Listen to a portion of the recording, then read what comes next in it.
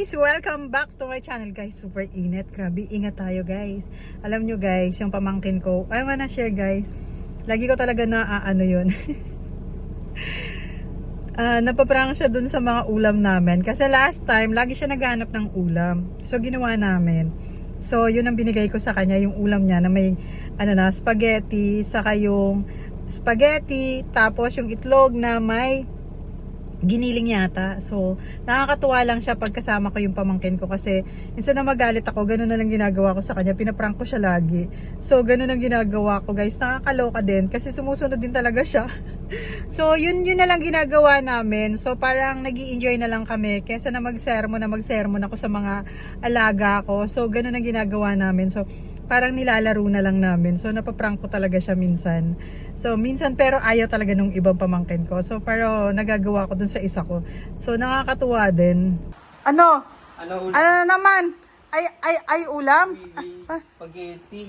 Buti na lang. Wow, Oh, yan. Yan lang nabili ko kasi wala na akong pera. Ano, may reklamo ka na naman? Kulang to. Wow, grabe Oh, tingnan mo, may spaghetti ka pa nga. Tingnan ko ang ulam mo. Oh. Nakain na ata ito eh. Buti nga tinirahan kita eh. Oh, di ba? Wow. Sa susunod ang damit mo, ang kalat-kalat Anong gusto mo doon? Liligpit? Talaga Sumasagot ka pa. Si Kasi nga. Gusto mo si Kasi ang magliligpit ng damit mo? Oh, patawa-tawa ka pa. Baka gusto mo transportasin kita. Guys, ayun.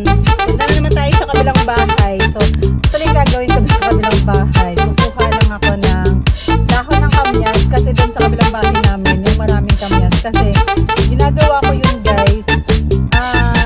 Inaano ko sa paa ko.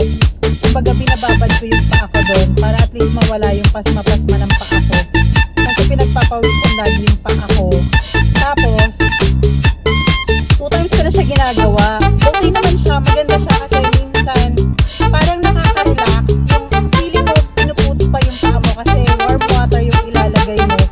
Tapos, mabango yung dahon siya ng kamyas kasi marami siyang pwedeng gamot sa katawan mo. Tapos yung mga sakit mo sa paa, nawawala. Kung meron kang arthritis, nawawala. Maganda siya guys.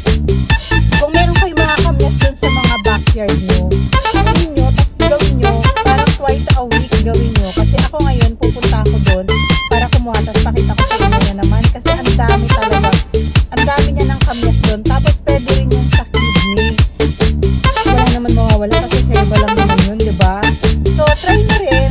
Baka sakali yung mga sakit nyo sa mga paa. Tapos ang nangyari, kasi pawisin talaga yung paa ko at kamay. Yung hindi na siya pinagpapawisan yung paa ko kasi ginagawa ko yun. So, tingnan natin kasi gagawin ko siya ng almost 1 month para hindi siya maging mabaho rin yung paa natin, 'di ba?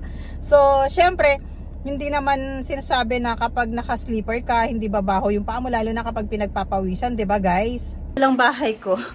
Pagdating ko, guys, maninermon ako kasi yung isang pamangkin ko, kala mo aatin ng awarding, mag-makeup, abutin ng 2 oras. Ni Sula si Mami. Si Sula kasi hindi kasama si Sula sa kabilang bahay. Dito lang si Sula. Miss mong Mami.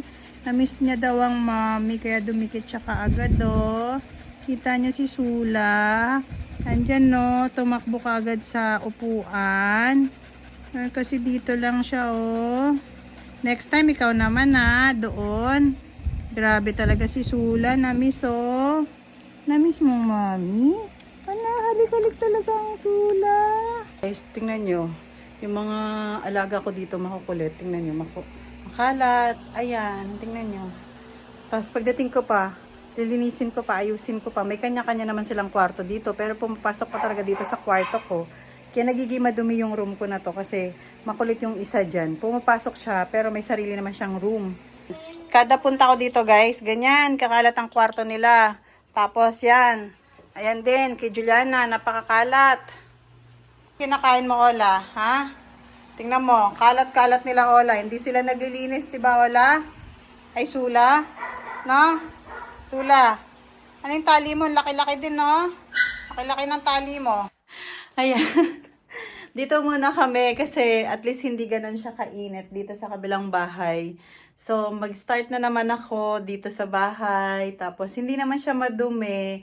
Tapos, check namin yung water. Hindi naman siya umiikot. Pero, tingnan namin next month kung magiging okay ba yung bill namin. Ayan. Hay, naka-relax. Relax muna tayo dito. Tapos, kasi Sunday.